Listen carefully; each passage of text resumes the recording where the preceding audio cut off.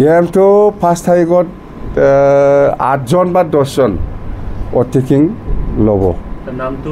নামটো আজি দিব নোৱাৰে বা গণ্ডগোল হ'ব। সেইটো আমি ঠিক কৰা নাই, কৰিম, সময় আছে, 1-2 ঘণ্টাতে আমি দিব পাৰিম। মুঠতে 5 তাৰিখত 8জন বা 10জন। ইয়াৰ ভিতৰত নাই, বিজেপিয়েতো এনেকুৱা আপোনালোকে শুনিব পাৰে বা আমিও শুনিছোঁ, এনেকুৱা বিজেপিৰ পৰা 2জন বা 1জন বা 3জন এনেকুৱা EM বিচাৰিছে বুলি। সেইটো অফিচিয়েল নহয় বা ইহঁতে এইটো শুনাৰ কথা। বিজেপিৰ পৰা নিশ্চয় এনেকুৱা ষ্টেটমেণ্ট আজিলৈকেও দিয়া নাই আৰু মই শুনাও নাই, কিন্তু বাহিৰে বাহিৰে শুনা কথাহে। এইবিলাক বাহিৰে শুনা কথাহে। তো আমাৰ পৰাও আমি স্পষ্ট EM লাগে না কি লাগে সেইটো ডাঙৰ কথা নহয়।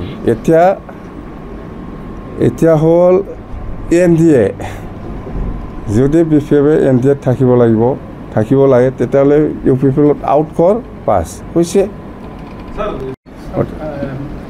বিজেপিয়ে যদি UPPক ইণ্ডিয়াৰ পৰা বাদ দিয়ে তেনেহ'লে BPFে কি বিজেপিৰ লগত এলায়েন্স চৰকাৰ কৰিব নেকি BTCত? চৰকাৰৰ কথা পিছত, প্ৰথম এলায়েন্সটো ক্লিয়াৰ হ'ব লাগে, ইয়াৰ পিছতহে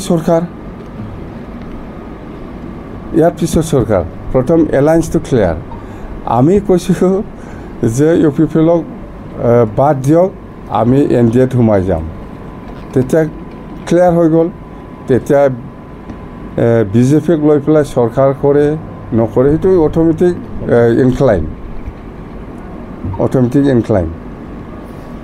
সেইটোৱে UPPক বাদ দিয়ক, আমি বিজেপিৰ লগত NDAৰ লগত থাকি পেলাই আমি চৰকাৰ গঠন কৰিম।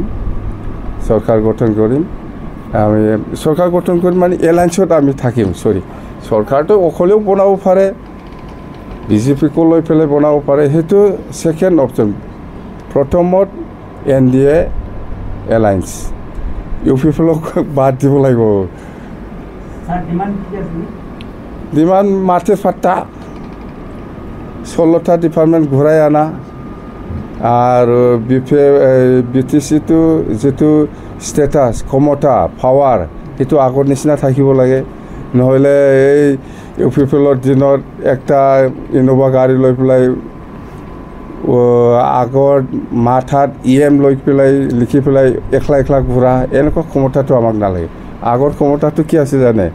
EM সকলে একটা এস্কৰ্ট পায়, EM সকলে 2টা PSO পায়, চিফ ডেপুটি চিফে আগে পিছে এস্কৰ্ট লৈ পেলাই ঘূৰে। এইবিলাক ক্ষমতা ষ্টেটাছ বুলি কোৱাটো BTC চুক্তিৰ যিটো আমাক ক্ষমতা দিছে সেইটো আমাক আকৌ লাগে। এইবিলাকেই আৰু কি, এইটো দলত আলোচনাই নাই, এইবিলাকৰ বহুত পিছত এতিয়া এইবিলাক আমাৰ আলোচনাত অহা নাই আৰু নিশ্চয় নাহিব। যদি আহে পৰিৱেশে আমাক জনাব, এইটো পিছৰ কথা। ডিচিশ্যনটো আছে আমাৰ, কিন্তু আমাৰ ড্ৰাফ্ট কৰি আছে, আপোনালোকে জানিব নিশ্চয়। আমাৰ ড্ৰাফটিং কৰি আছে ভালকৈ।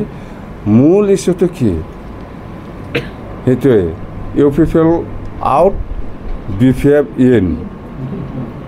এইটো হ'ব না নাই? এইটো হ'লেতো চেছ, খেলা খতম। হয়, সেইটোৱে একদম বাছ। ইয়াৰ পিছত আৰু কি কৰিব লাগে কৰক, EM লাগে না নালাগে এইবিলাক চব আলোচনা হ'ব। 5 তাৰিখত আমিতো এনেই ইমান টাৰ্গেট লোৱা নাই, কিন্তু ৰাইজে আহিব বিচাৰিছে। মুঠতে আহিব 1,50,000 এনেকুৱা মানুহ আহিব, বেছি নালাগে। চৰকাৰ হৈছে ইমান মানুহ গেডাৰিং কৰি ইমান হুলস্থুল।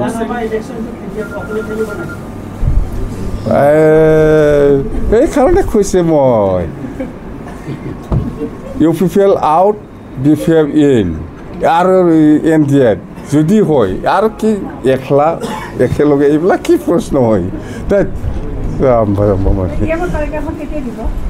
5 তাৰিখত 8জন বা 10জন খালি পাব না, পৰহি অৰ্থিং ল'ব কালিতো আমি দিবই লাগিব নামটো